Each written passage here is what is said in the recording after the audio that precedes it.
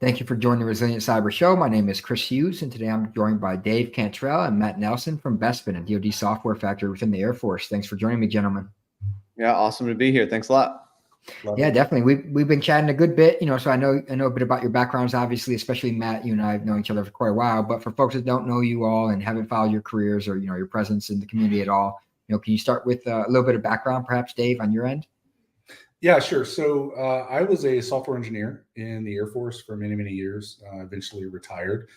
During that time, of course, dealt a lot with security and had run-ins with security, trying to find a path to yes, things like that.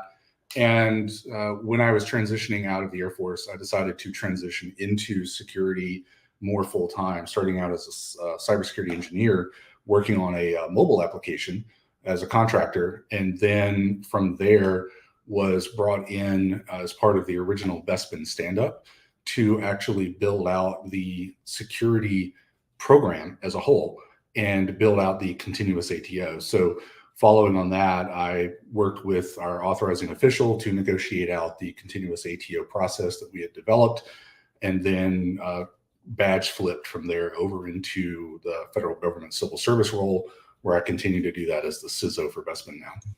Very cool. And I'm just laughing a little bit on the video here because, we refer to security almost like the police. You had run-ins with security. Yes. That's how people think of like dealing with security and compliance. It's like, it's like, oh, we got to deal with security, and we're trying to get to a better way of doing that where they don't feel so dreadful about interacting with us. Right. But over to you. How about you for some background?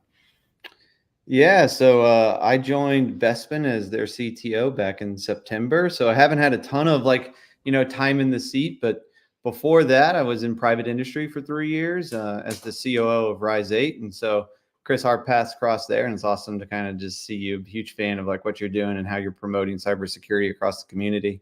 And then, prior to that, I was 15 years active duty as an acquisition officer inside the Air Force. So did a lot of technical product management, helped Kessel Run get off the ground back in the 2016, 2017 timeframe. So been,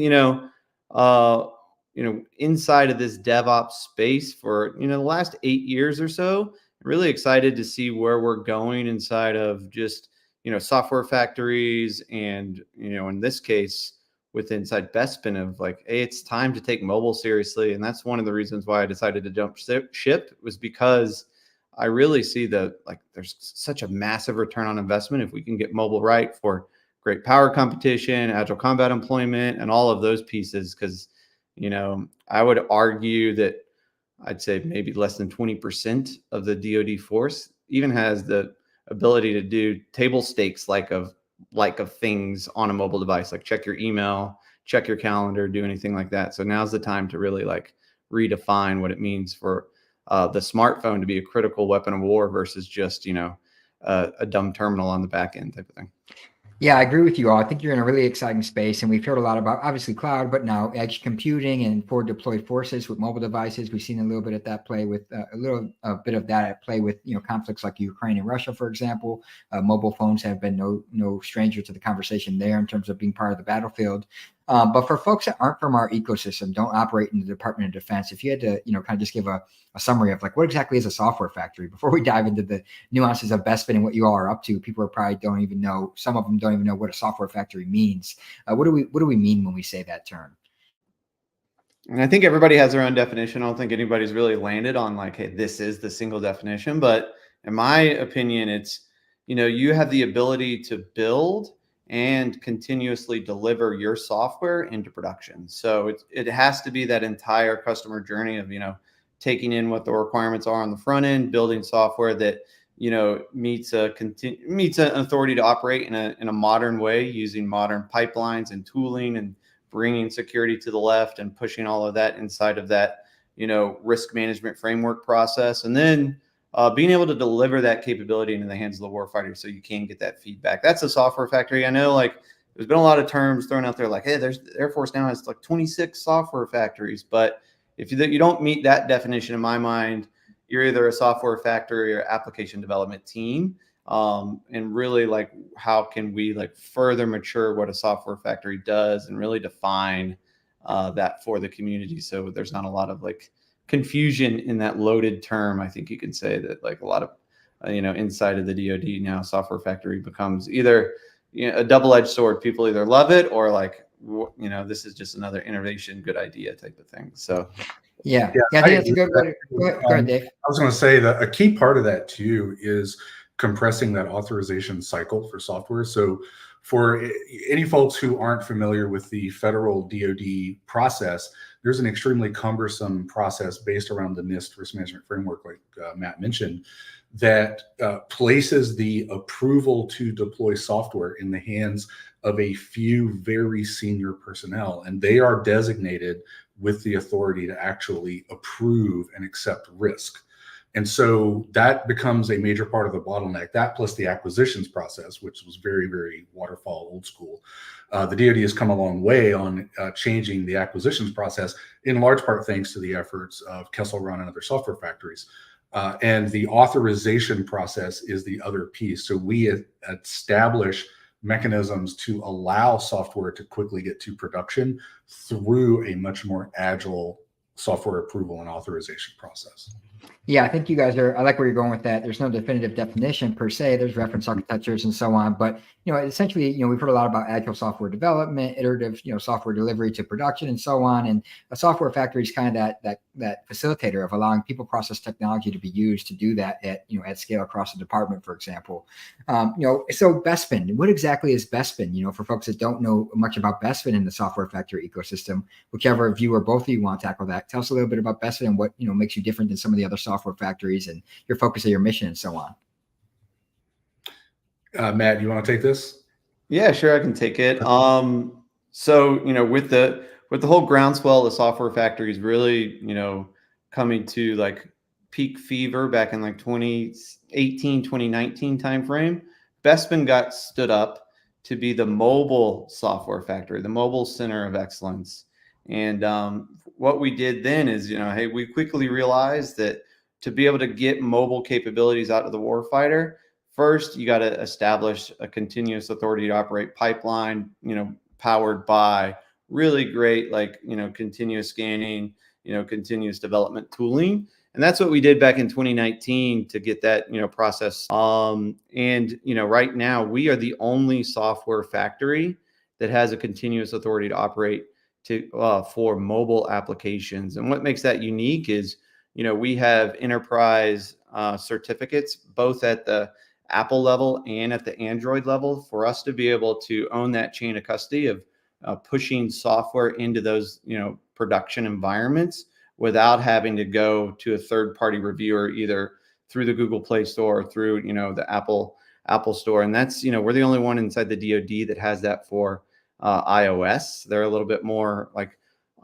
Iron Garden when it comes to like who gets those certificates. So that's really, really cool. But we also learned that, our customers want to be able to execute their workloads, not just on a mobile device, but also in the cloud. So we have a continuous authority to operate to deliver applications, web applications, or, into Cloud One production environments at IL4 and IL5. So, one thing with being the mobile center of excellence is, during that time frame fever pitch and a lot of conversations around like platforms and, who's going to be doing what as we grow and mature these software factory pieces, mobile kind of got lost in the noise there a little bit. And there's not been like a massive groundswell of demand for, hey, I want to be able to build mobile applications because I see the value that they can provide. But, I think we're at this pivot point and just inside of how operations are going to be managed, the tactics, techniques, and procedures that you're seeing coming out of, the peer-to-peer fight in Russia and Ukraine that it leverages mobile a ton.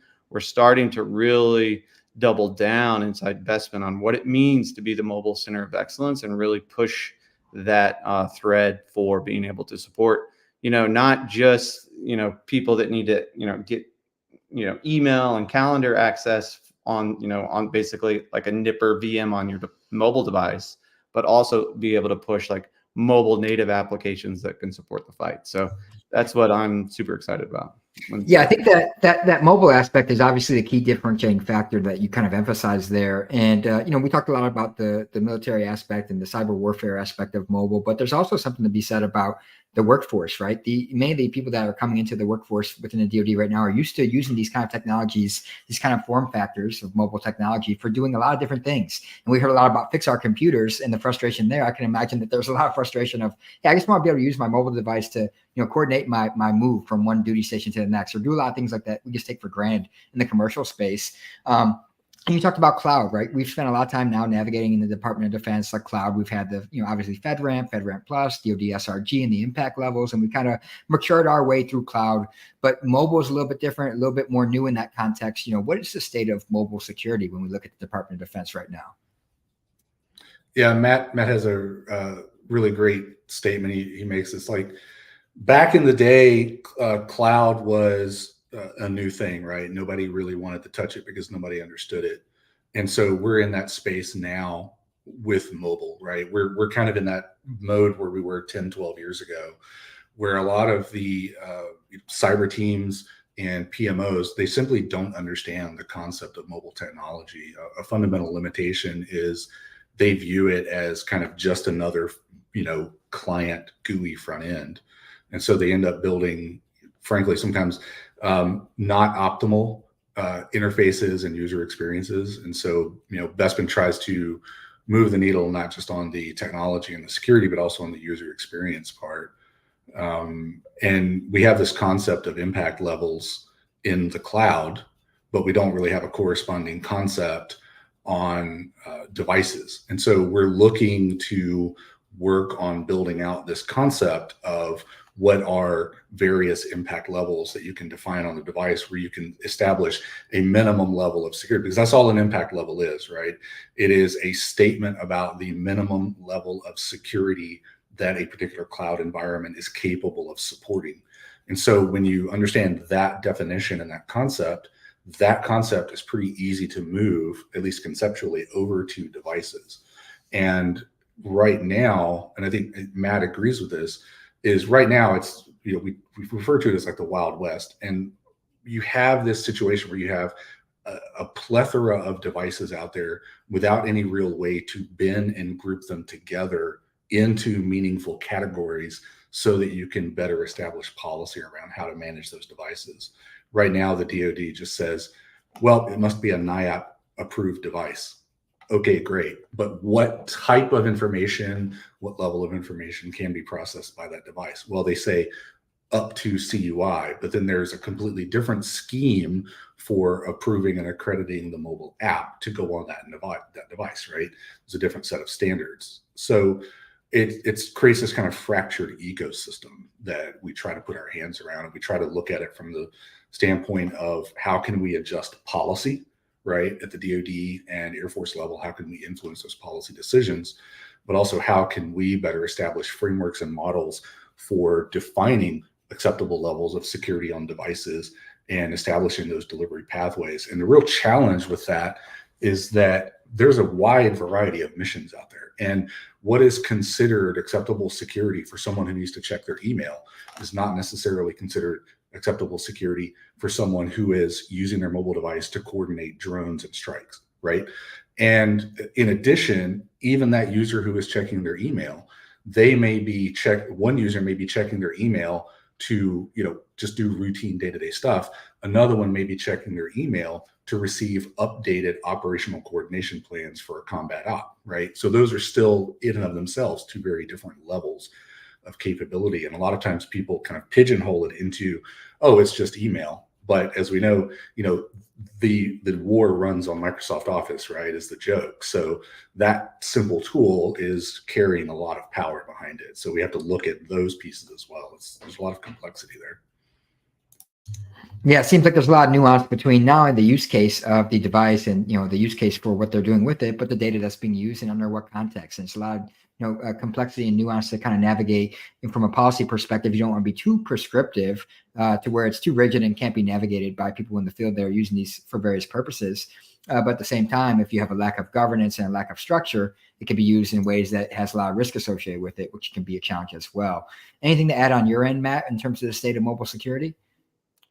No, I think it's an exciting time for mobile security. We have the opportunity to have like second mover advantage, right? Like I'm sure if you ping like cybersecurity experts like yourself of like, hey, how can we do it better this go around when we talk about impact levels?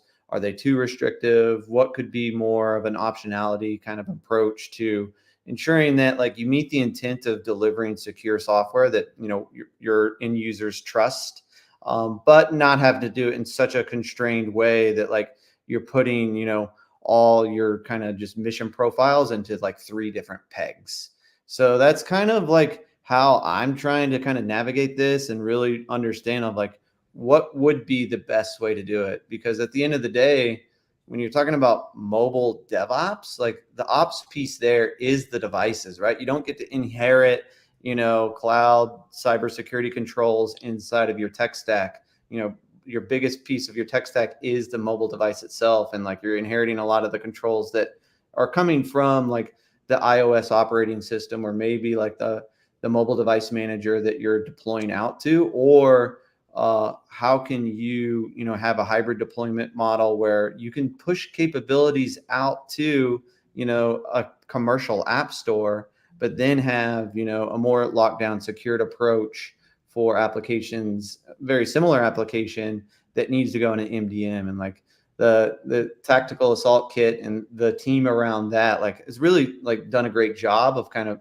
you know, forging the path of what that looks like when it comes to, you know, they have the team awareness kit that is very similar to the tactical assault kit when it comes to like one is commercial and one's for like mission or mobile device manager. So like taking a lot of those lessons learned, navigating that so you can have a flexible cybersecurity policy, really trying to define what mobile DevOps is inside of this space, and bringing it up to a level of awareness that like, hey, we need to have these conversations now, because, you know, inherently with a mobile device, you get an automated pace plan if you think about it, right? Like pace is your primary, alternate, contingency, and emergency type of, you know, comm plan when you leave like outside of an office building or outside of a military base. And you know, with a mobile device, your primary could be 5G, your backup could be peer-to-peer Wi-Fi, then contingency could be you know, a Bluetooth mesh, and then being able to connect to Starlink, and all of those pieces that you get just straight out of the box. And if you build mobile native applications around that, you can really take advantage of those cool things to support, you know, the mission. So, you know, from a mobile policy perspective, it's a lot to kind of get the house in order, so it's no longer the Wild West. But you know, excited to have like, you know, smart people like Dave to kind of noodle on that with me. I'll say, Yeah, go ahead. Real quick, I'll just say too, there's an inherent tension, and this is something Matt and I talk about a lot, that there's an inherent tension between flexibility and speed of security and approval, because the warfighters always need maximum flexibility. But when you have maximum flexibility, security accreditation processes are very, very slow, because everyone can have their own kind of unique variant of a capability. So the more you standardize capabilities and processes, the faster your engineering processes can be, the faster your accreditation processes can be, the faster your delivery processes can be. But by necessity, you are reducing the choice set, right? And you're funneling people into a particular opinionated direction. So the tension point is finding the right balance between the flexibility and the guardrails that are needed. And what we struggle with sometimes is, what is the right set of guardrails to attach that can improve that speed and reduce friction without unduly restricting mission flexibility. And that is not a trivial problem to solve. Yeah, as you point out, there's a lot of nuance. You both have emphasized this due to the ubiquitous and diverse, various options when it comes to network activity and use cases and data under what context and so on. But I'm curious, if you've been in this space for quite a while, like a lot of us have in the last several years, we've heard a lot about edge computing and things like that. Why do you think there's a delay in kind of a centralized, coherent approach to mobile in the department, given that we have heard a lot about edge computing and the role that edge will play in mobile devices and so on? It seems like there's still kind of a gap from a centralized, centralized kind of governing body or consensus among the community, for example, of how to approach this problem.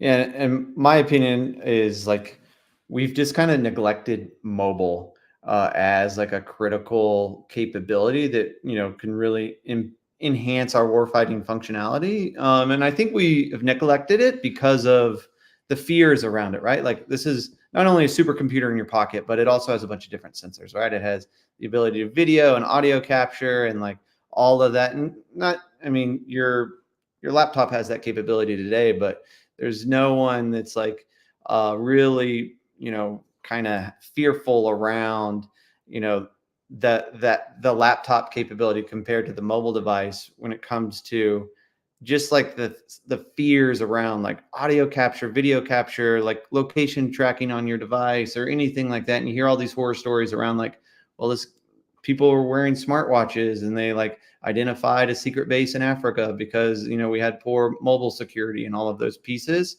And so like we just treated that as like, hey, that's too scary.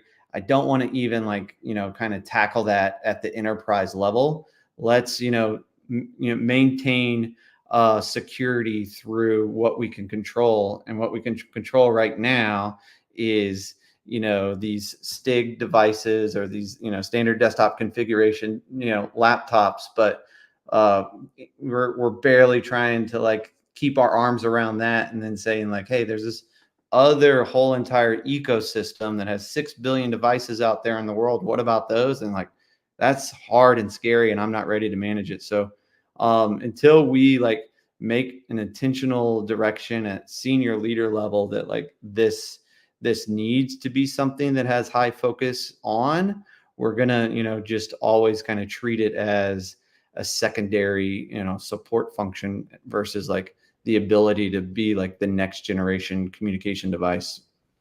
Yeah, and the DoD, the way the DoD structures itself is primarily around the concept of these big iron systems, right? It's in order to manage large bureaucracy, it has to have a defined structure. So that structure largely is around systems with program offices built around them, and each one is going to build up its own mission-specific capability. And the responsibility for choosing the stack is delegated down to them as part of the acquisitions process.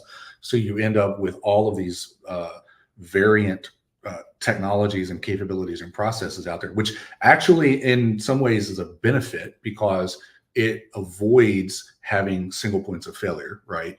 But it creates vast complexity in trying to put your arms around that, you know, that landscape, right?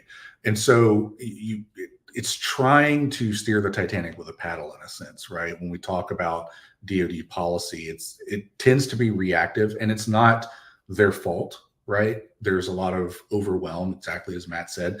It's such a complex landscape. These are edge compute nodes in your pocket, and the paradigm that people and PMOs have operated under is for centralized systems primarily. And these create the potential for distributed and decentralized computing. And so it changes the paradigm. And that paradigm shift is what takes a long time to take hold, because all of your engineering processes and cybersecurity approaches are based on one dominant paradigm. So you have to change that entire mindset to some extent to adopt mobile. And what happens is, instead of doing that, you bolt it on as another front end. And that's not bad in and of itself in the context of that individual system, but at scale, it starts to create the situation where we have a giant plethora of mobile apps that have overlapping functions, bad user experience, bad mission outcomes, et cetera. Yeah, it seems like it can quickly spiral in the wrong direction. And as you pointed out, DoD, and this is compliance more broadly, is always reactionary in the sense that it's reacting to the way that things are moving within the technology domain, for example. But there has to be some kind of forward-thinking capacity that we leverage so that we aren't always bolting things on, but we're thinking forward of how we can use these in the future and use compliance, use policy to actually enable things to be innovative and functional and capable and deliver value versus impede it, as you point out. And I wanted to ask, we talk a lot about the gaps that do exist. Are there any kind of standards when it comes to mobile application security right now that you all leverage or you're looking to leverage, things like that? Yeah, so the de facto by policy DoD standard is that applications need to be evaluated against NIAP, right? The devices need to be NIAP validated, and applications need to be NIAP validated. And the mistake that we see over and over and over again with program offices is treating mobile applications like web or desktop applications, running vulnerability scans on them and then approving them. But DoD policy is extremely clear, first in 2017, and then with the new policy they just issued a couple of months ago, which came out as a response to the IG report that identified gaps plus some leak issues that occurred. They published this new guidance that reiterated very strongly the original 2017 guidance that NIAP is the standard. And getting program offices to understand the difference between vulnerability scanning, which is what everyone is used to, and NIAP, which is sort of like RMF controls, but not. But it's not vulnerability scanning at all. There is no concept of vulnerability scanning in this DoD policy. And so bridging that gap is difficult. That standard is there. And what we've done at BESPIN is we've built out a very easy, rapidly consumable, very quick service line to be able to intake an application and evaluate it against that standard. We can turn it around in a couple of days and get the evaluation memo on our letterhead, signed by me, et cetera, back out the door to the customer so they can hand that over to their MDM owners, their AOs, et cetera, to demonstrate that they're compliant.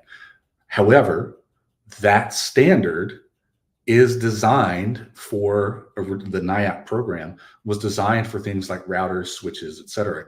It wasn't really designed for applications that are updated potentially daily, right, through CI/CD pipelines. So there are tension points there as well.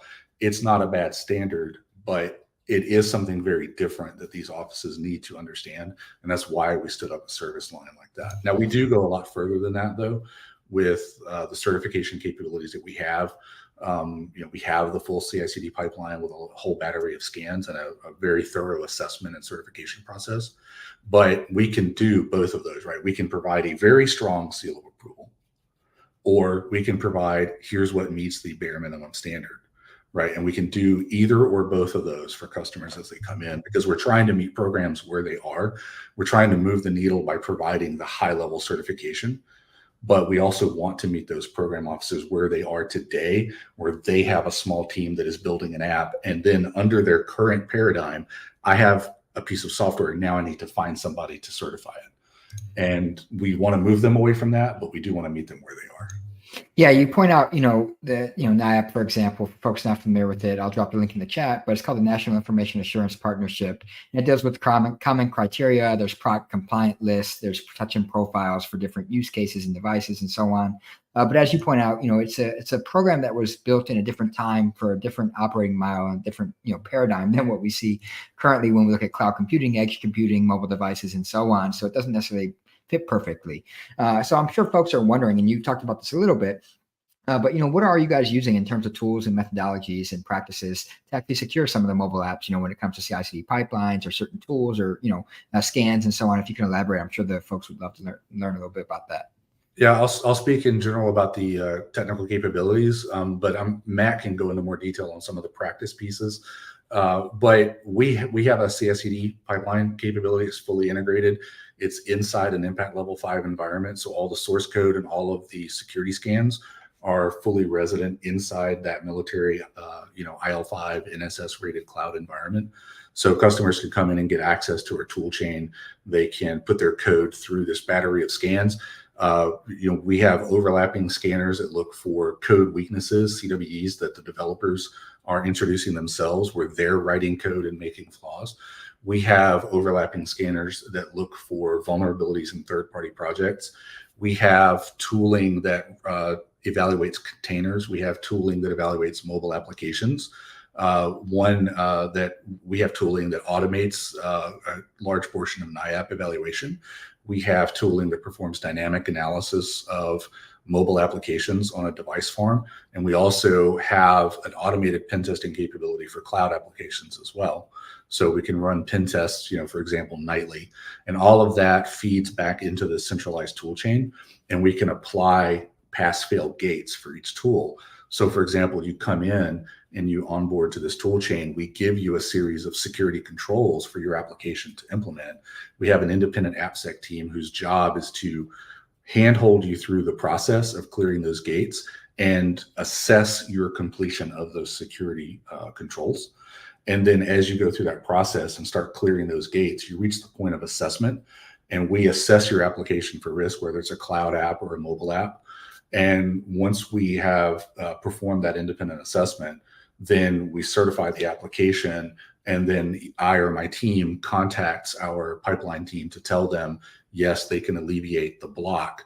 And what they do is they configure the pipeline to allow them to go to production at that point. And then after that, if they introduce vulnerabilities into their application that exceed those thresholds, then the gates will block and prevent them from actually deploying to production. And when I say production, it's cloud environments, right? Cloud One or other cloud environments. We've delivered to cloud environments. We've delivered to platform systems or Kubernetes platforms. But we also have paved the pathway to the Apple App Store, the Google App Store, and to a variety of ATO'd mobile device management systems that are run by the DoD. So we can deliver your app to the official Air Force App Store using, our the Air Force Developer Cert, or we can sign it using enterprise certificates, and we can deliver it directly, bypassing the App Store.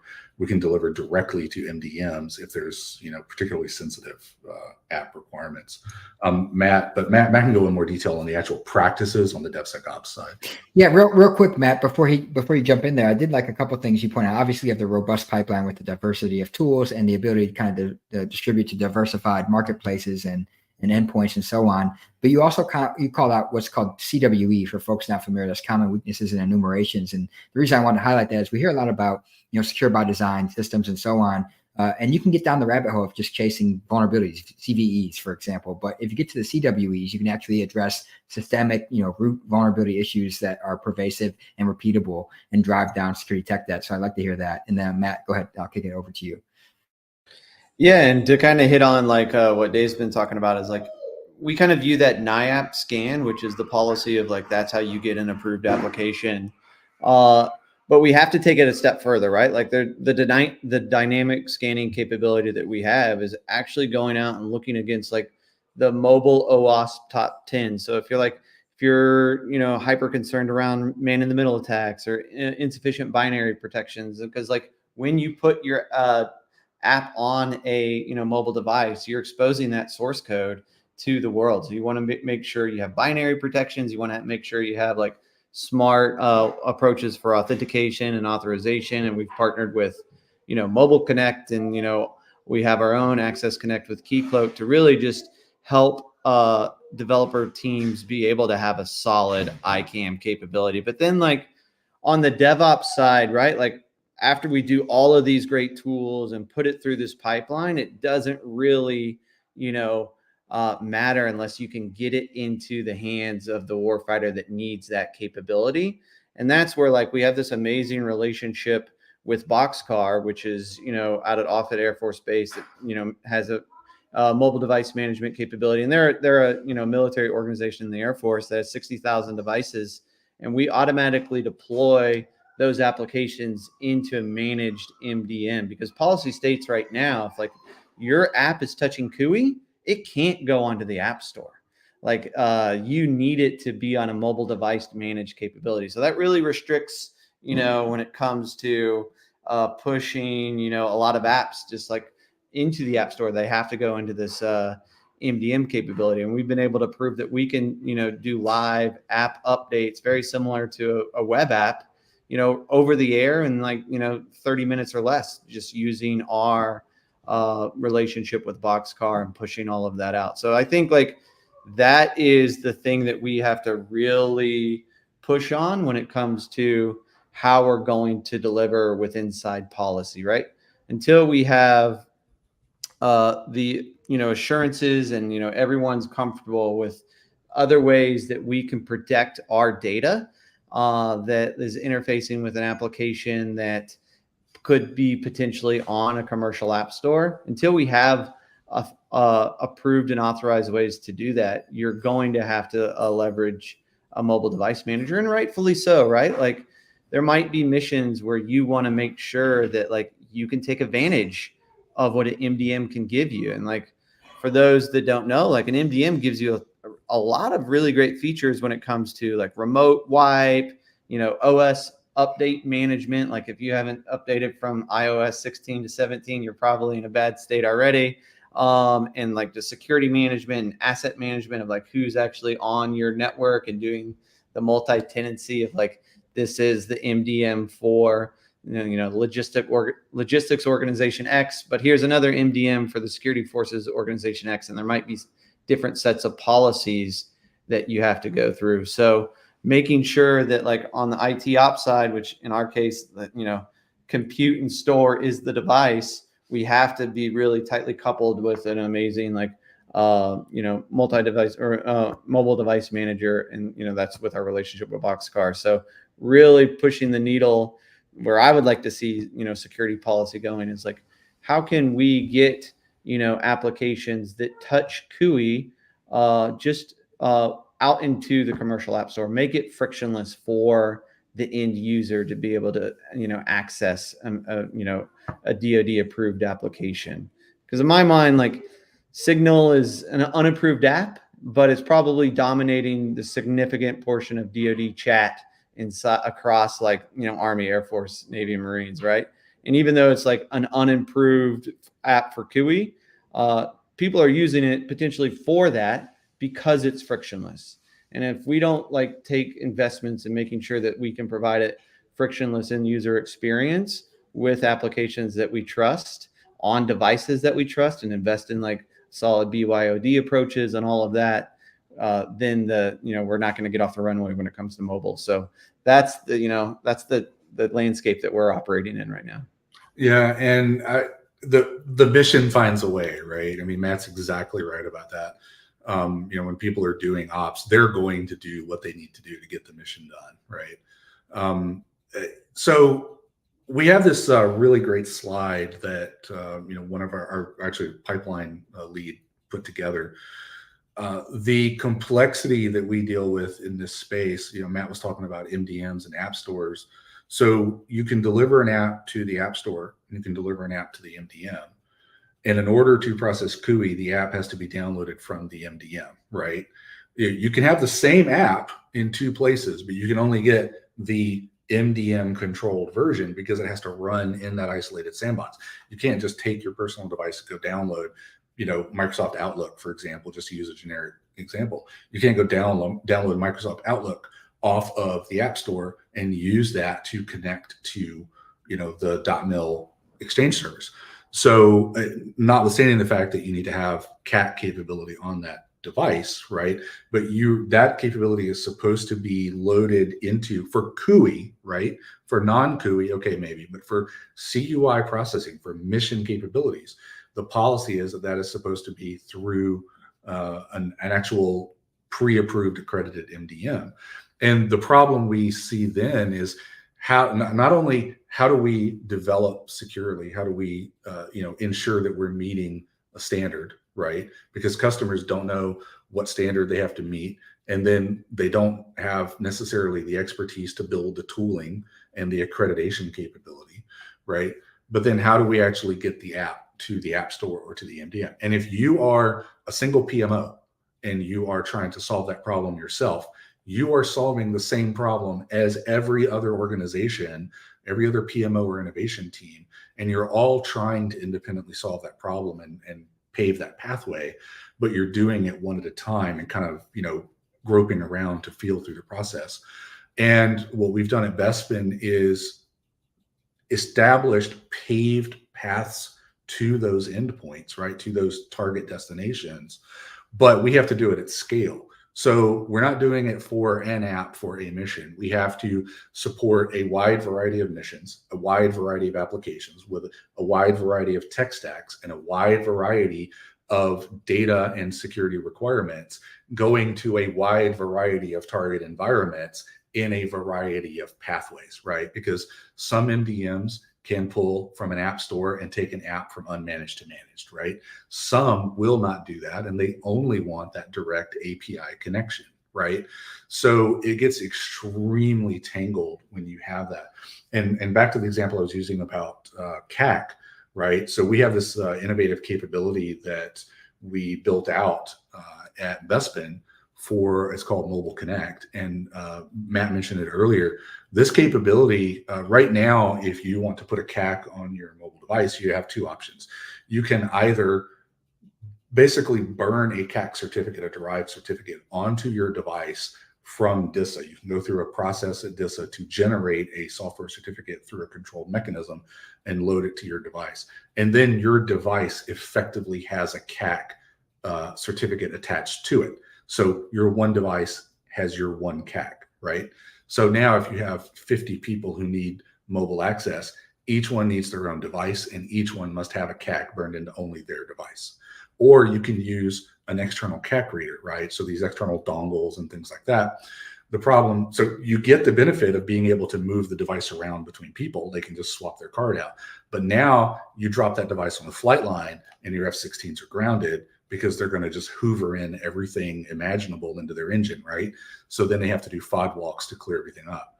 So what we built is an authentication capability that integrates directly with GCDS. You've got solutions like Okta and YubiKey, which are great for specific missions. But when you talk about zero trust in the DoD, you want that zero trust based on an actual known identity. And the identity scheme that the DoD has is rooted in your DoD identity through GCDS, Global Content Delivery System at DISA. And that's the SSO, the single sign-on system for the DoD. And so all of these CAC cards are rooted in that identity store. And so we have built a mobile capability in partnership with the Army and taken it through, again, in partnership with the Army, taking it through full DoD CIO approval as an alternative to the CAC. We've effectively created, it's very similar to something like Google Authenticator on your phone, where it creates a cryptographic binding between the app on your phone and your CAC identity. So then you can use this app on your phone the same way that you would use Google Authenticator, but it is primary factor authentication. You do not need the CAC card once you enroll. And your two factors then are the possession of the device and a biometric scan, right? So you are able to perform, or a PIN, right? So you're able to still have two-factor capability, but it provides CAC level authentication to systems that enroll in that service. And so that's been rolling out over the last several months, and they've been getting some adoption there. And they're also baking into that the multi-user capabilities. So you can have multiple user profiles and you can move that device in between people and they can just switch their CAC profile, authenticate in using biometrics or PIN, and then they're back in authenticating through strong authentication to the backend service. So there's some real opportunities for innovation there as well. That makes sense. It seems like a great opportunity around the authentication authorization piece in the mobile domain. So, Matt, you threw out a metric earlier. You said something akin to, about 10% of the military has has access to CUI information on a mobile device. But we know there's several millions of military personnel with mobile devices. How can we expand that footprint, securely? With security, obviously, is a key consideration of that. But how can we expand it? Yeah, that's a great question because, we have the next generation of warfighters, right? Grew up with a mobile device in their hands, basically, as they started walking. So they're not going to tolerate antiquated processes and procedures that are kind of bottlenecking us right now to really be able to accelerate that mobile adoption when it comes to giving people a device that they can leverage. So, one way that we're trying to look at that, inside the DoD or inside of BESPIN is we need to work with the DoD enterprise to establish almost a VM on your personal device. And then you can be able to access, some, sandbox environment on your, own personal device that already has some preloaded applications onto it. Think calendars, think email, think simple table stakes types of applications like that. And then you've cracked the nut for, I would say, 30% of the DoD personnel that really just need an office-like experience outside of the office on their mobile device. And then that, I believe, would really create some mobile habits across the DoD to really start, questioning, okay, like, hey, now that I have like this ability to like check email or, share this data on a mobile device, what if I was able to do, be able to share like the squadron's maintenance schedule on a mobile device? And all of those pieces will hopefully generate additional habits around mobile and generate additional demand, which then in turn will potentially generate, the concepts of operations, starting to change, where we don't have to deploy with, server racks worth of equipment, when we go out to, austere location X, because we don't trust the networks, and the way we like plan to mitigate risk around the not trusting the networks is just bringing your compute and store with you. If you could eventually like create that distributed network that Dave was talking about, using the power of mobile and incorporating that into concepts of operation, you then, the concept of like, I need to go to a physical center to interface with data becomes like a thing of the past, where like you don't do that in your day-to-day lives. You don't like, typically most people don't go to a PC terminal to like check their bank statements anymore. And like people, like we have this like kind of just, oh, we can just, put that progressive web app inside of a browser or something like that, or then they can, interface, with data that way. But how many people like go to USAA.com on a mobile browser versus actually using the USAA app? That's the level of a, customer journey and end user experience that we have to like be serious about, or, mobile adoption is always going to continue to be like, a generation behind. So in my opinion, like you got to start small with like simple table stakes applications like calendar and email. Hopefully that's going to change behaviors, and because there's still going to be a need for those mobile native applications that are going to have to reside either on a MDM if it's a critical mission, or that we can trust in a way to be able to put it out on the commercial app store with the wrapping of like, well, maybe we just need like, a secure way to trust the networks, and have like our own VPN that people can download inside of a mobile device, so they can then like, ensure that when that data is getting traversed over uncontrolled networks, we still trust it to get encrypted and decrypted when it hits like Nipper, and it's not going to have man in the middle attacks. It's not going to be like, a big vulnerability point inside of our ecosystem. So there's a long way to go there. I hope I answered that question in a succinct way. You did. I wanted to ask kind of a parting question here to you, maybe perhaps is, can you, emphasize to the community as we kind of leave here? We talked a lot about authentication, authorization, pipeline tooling, scaling, the form factor that people are used to, kind of a parting thought here. How critical is it to get these secure mobile capabilities to the airman and warfighter? We know the modern way of warfare looks much different, and people, not only from a warfare perspective, but we talked about just personally are used to using these devices for day-to-day activities. And it has an implication for the workforce and their quality of life too. So how critical is this, if you had to give kind of a parting thought? In my opinion, it's massively critical. You take a look at, the CIA director publicly came out last February and said, hey, China is prepping for an invasion of Taiwan in 2027. And then you look on the R end of like these war games of like, we get our butt kicked in them because we lose network connectivity almost, within the first 24 hours.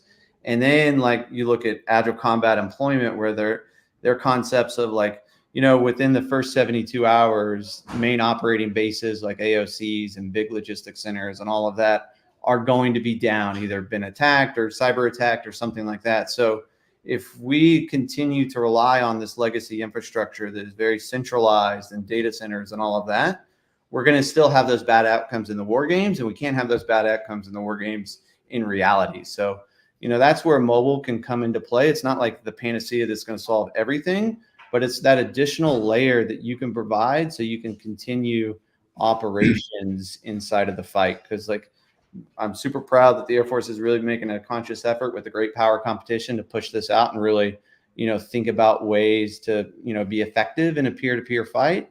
And in my opinion, the best way to do that is create this decentralized, distributed network that is much harder to attack because there's not, massive critical vulnerability points inside of that network. And mobile can really help that, with 5G and all the things that we talked about. So yeah, like I think, now is the time to stop neglecting mobile and build like a mobile coalition inside of the innovation ecosystem to really say like, hey, I might not have a mobile requirement that somebody has given me, but I believe that like we should like have a conversation with our end users, follow user-centered design to, drum up the demand and the need for alternative ways of going to war and supporting the support forces back home so they can be able to conduct their missions, outside of just like a base building type of thing.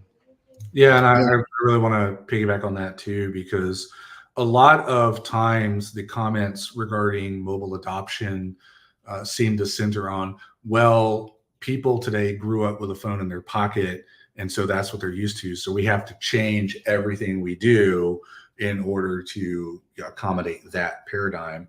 And I totally understand that view and that approach, but none of us grew up flying fighter aircraft or sitting in tanks or infantry fighting vehicles or doing squad maneuvers, right? These are all things that are learned and are part of, the operational art and science of war, right? So to some extent, the technology is going to have to follow the mission, right? And so the mission, and Matt nailed it, the mission imperative is around great power competition and that agile combat employment capability, right? Being able to maneuver quickly.